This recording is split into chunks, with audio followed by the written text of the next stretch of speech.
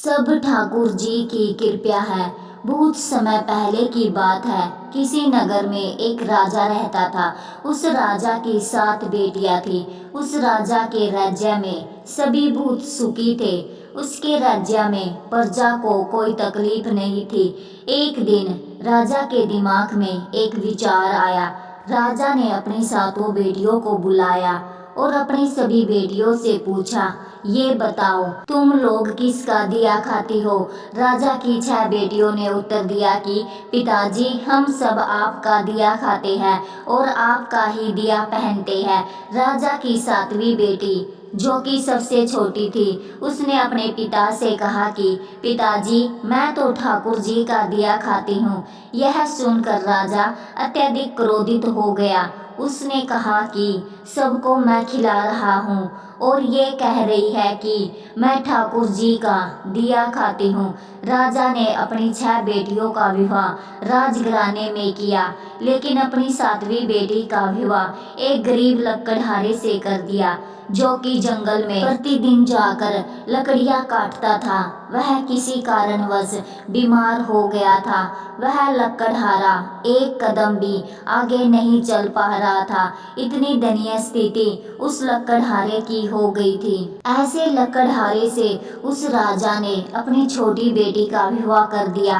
राजा ने अपनी बेटी से कहा कि तूने ही बोला था ना कि मैं ठाकुर जी का दिया खाती हूँ, तो अब तू उसी का दिया खा। वह लड़की ठाकुर जी की इच्छा मानकर खुशी खुशी उस गरीब लकड़हारे के साथ रहने लगी। वह लड़की प्रतिदिन जंगल से लकड़ियां काटकर बाजार में बेचती तथा उससे जो पैसे मिलते उस पैसे से अपने पति के लिए दवाइयाँ तथा खाने के सामान के साथ साथ दूध भी लेकर आती। लकड़हारे की पत्नी ने उसी जंगल में एक कुटिया बना लिया तथा उसी कुटिया में दोनों लोग रहने लगे। लकड़हारे की पत्नी बहुत दयावान थी। उसी कुटिया के बगल में एक नाग का जोड़ा रहता था। लकड़हारे की पत्नी सुबह एक कटोरे में दूध लेकर वह नाग के ग्रिल के पास रख देती। वह नाग प्रतिदिन दूध पीता।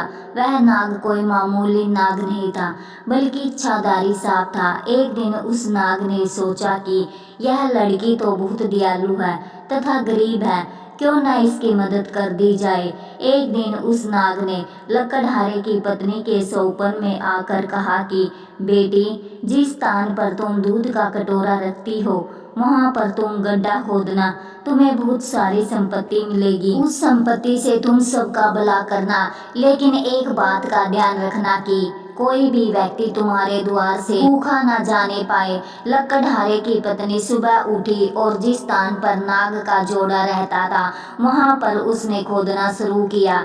उसकी पूरी तकदीर बदल गई। उसे इतना ज्यादा सोना मिल गया कि उस धन से उसने एक महल बनवाया। उसने पूरा एक नगर ही बसा लिया। वह प्रतिदिन भूखों को भोजन करवाती थी। उसका पति भी अब पूरी तरह से स्वस्थ हो चुका था। एक दिन लकड़हारे की पत्नी सबको भोजन करवा रही थी। तब उसने देखा कि लाइन में सबसे पीछे उसका पिता तथा उसकी 6 बहनें भी लगी हुई थी। उसने सबको पहचान लिया और अपने पिता से पूछने लगी कि पिताजी, आपकी ऐसी हालत कैसे हो गई। उसके पिता ने कहा कि बेटी, मेरा सारा राजपाट छीन गया। तुम्हारी इन 6 बहनों को इनके पतियों ने धक्के मारकर अपने राज्य से बाहर निकाल दिया। अब हम सबकी यह दशा हो गई है कि हमें भी यहाँ आकर भोजन करना पड़ रहा है। उन सब की ऐसी परिस्थिति देखकर लकड़हारे की पत्नी ने अपने पिता तथा अपनी 6 बहनों की मदद की। तब उसने अपने पिता से कहा कि देखा पिताजी, मैंने कहा था ना कि हम सब ठाकुर जी का दिया खाते हैं। उसके पिता ने कहा, तुमने सही कहा था। अब मुझे भी विश्वास हो गया है कि हम सब ठाकुर जी का दिया ही खाते हैं।